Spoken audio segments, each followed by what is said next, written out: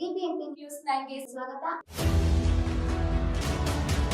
ಮೊದಲಿಗೆ ಮುಖ್ಯಾಂಶಗಳು ಪೂರೈಸಿರ್ತಕ್ಕಂಥ ಶುಭಗಳಿಗೆ ನರೇಂದ್ರ ಮೋದಿಜಿಯವರು is an elected longest serving prime minister of this country. 2014ರ ಲೋಕಸಭಾ ಚುನಾವಣೆ ಆ ಸಂದರ್ಭಗಳು ನಮ್ಗೆಲ್ಲರೂ ಕೂಡ ಗೊತ್ತಿದೆ. ಇಡೀ ದೇಶದಲ್ಲಿ ಯುವ ಜನತೆ ಈ ದೇಶದ ಬಗ್ಗೆ ವಿಶ್ವಾಸನೇ ಕಳೆದುಕೊಂಡಿದ್ರು. ಭಾರತದಲ್ಲಿ ಒಂದು ಭ್ರಷ್ಟಾಚಾರ ರಹಿತ ಆಡಳಿತವನ್ನ ಕೊಡೋದಕ್ಕೆ ಸಾಧ್ಯ ಇಲ್ಲ, ಅಭಿವೃದ್ಧಿಯನ್ನ ನೋಡೋದಕ್ಕೆ ಸಾಧ್ಯ ಇಲ್ಲ ಅಂತೇಳಿ ಭ್ರಮನಿರಸನಗೊಂಡಿದ್ರು ಈ ದೇಶದ ಜನತೆ. ಆದ್ರೆ ಅಂತ ಕ್ಲಿಷ್ಟಕರ ಸಂದರ್ಭದಲ್ಲಿ ಭಾರತಕ್ಕೂ ಕೂಡ ಒಂದು ಉಜ್ವಲ ಭವಿಷ್ಯ ಇದೆ ಅಂತ ಹೇಳಿ ದೇಶದ ಜನರಲ್ಲಿ ಒಂದು ವಿಶ್ವಾಸವನ್ನ ಗಳಿಸಿ 12 ವರ್ಷಗಳ ಕಾಲ ನಿರಂತರವಾಗಿ ದೇಶದಲ್ಲಿ ಈ ದೇಶವನ್ನ ಅಭಿವೃದ್ಧಿಯ ಪಥದಲ್ಲಿ ತೆಗೆದುಕೊಂಡು ಹೋಗೋದ್ರ ಜೊತೆಗೆ ಭಾರತವನ್ನ 4ನೇ ಒಂದು ದೊಡ್ಡ ಆರ್ಥಿಕ ಶಕ್ತಿಯನ್ನಾಗಿ ಮಾಡಿರ್ತಕ್ಕಂಥ ಕೀರ್ತಿ ನಮ್ಮ ಪ್ರಧಾನಮಂತ್ರಿ ನರೇಂದ್ರ ಮೋದಿಜಿಯವರು ಸಲ್ತದೆ. ಮತ್ತೆ ಇಲ್ಲಿವರೆಗೂ ಕೂಡ ಒಂದೇ ಒಂದು ಭ್ರಷ್ಟಾಚಾರದ ಆರೋಪ ಇವತ್ತು ಕೇಂದ್ರ ಸರ್ಕಾರದ ಮೇಲಾಗ್ಲಿ ನರೇಂದ್ರ ಮೋದಿಜಿಯವರ ಮೇಲಾಗ್ಲಿ ಇಲ್ಲ.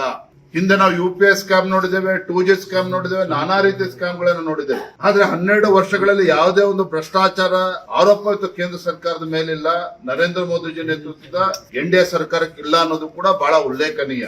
ಜಾಗತಿಕ ಸವಾಲುಗಳು ಕೋವಿಡ್ ಸಂದರ್ಭದಲ್ಲಿ ಯಾವ ರೀತಿ ಭಾರತವನ್ನ ಮುನ್ನಡೆಸಿದ್ರು ಅನ್ನೋದು ಕೂಡ ನಮ್ಮ ಕಣ್ಮುಂದಿದೆ. ಇವತ್ತು ಇಡೀ ಜಗತ್ತಿನಲ್ಲಿ ಇವತ್ತು ಅಮೆರಿಕ ಮತ್ತು ಇರಾನ್ ಮಧ್ಯೆ ನಡೀತಾ ಇರ್ತಕ್ಕಂಥ ಯುದ್ಧ, ಎಲ್ಲ ದೇಶಗಳ ಮಧ್ಯೆ ಯುದ್ಧ ನಡೀತಕ್ಕಂಥ ಸಂದರ್ಭಗಳು ಕೂಡ ಭಾರತವನ್ನ ಒಂದು ಆರ್ಥಿಕ ಶಕ್ತಿಯನ್ನು ತುಂಬೋದ್ರ ಮೂಲಕ ಒಂದು ಸದೃಢ ಒಂದು ಸುಭದ್ರ ನಾಯಕತ್ವವನ್ನು ಕೊಡೋದ್ರಲ್ಲಿ ನರೇಂದ್ರ ಮೋದಿಜಿಯವರು ಯಶಸ್ವಿಯಾಗಿದ್ದಾರೆ.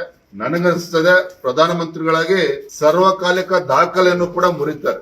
ದೇಶದ ಜನರ ಅಪೇಕ್ಷೆನೂ ಕೂಡ ಇದೆ. ನರೇಂದ್ರ ಮೋದಿಜಿಯವರು ಪ್ರಧಾನಮಂತ್ರಿಯಾಗಿ ಮುಂದುವರಿಬೇಕು. ಅವರೇನು 2047 ಇಸ್ವಿಗೆ ಒಂದು ವಿಕಸಿತ ಭಾರತ ಆಗಿ ಪರಿವರ್ತನೆ ಆಗಬೇಕು ಅನ್ನೋ ಸಂಕಲ್ಪ ಏನಿದೆ, ಆ ಸಂಕಲ್ಪದ ತಕ್ಕಂತೆ ಜನರ ಅಪೇಕ್ಷೆ ನಿರೀಕ್ಷೆನೂ ಕೂಡ ಇದೆ. ಹಾಗೆ ನಂಗೆ ವಿಶ್ವಾಸ ಇದೆ, ಏನು ಎಲ್ಲ ಭಾರತೀಯರ ಒಂದು ಅಪೇಕ್ಷೆನೂ ಕೂಡ ಇದ್ದಂತ ಸಂದರ್ಭದಲ್ಲಿ ನಾನು ಇಷ್ಟ ಅವರಿಗೆ ಭಗವಂತನ ಪ್ರಾರ್ಥನೆ ಮಾಡ್ತೇನೆ. ನರೇಂದ್ರ ಮೋದಿಜಿ ಅವರಿಗೆ ಹೆಚ್ಚು ಶಕ್ತಿಯನ್ನು ಕೊಟ್ಟು, ಇನ್ನೂ ಹೆಚ್ಚು ಆರೋಗ್ಯವನ್ನು ಕೊಟ್ಟು ಭಾರತವನ್ನ ಮುನ್ನಡೆಸತಕ್ಕಂಥ ಶಕ್ತಿಯನ್ನು ನೀಡಲಿ ಅಂತ ನಾನು ಭಗವಂತರು ಕೂಡ ಪ್ರಾರ್ಥನೆ ಮಾಡ್ತೇನೆ.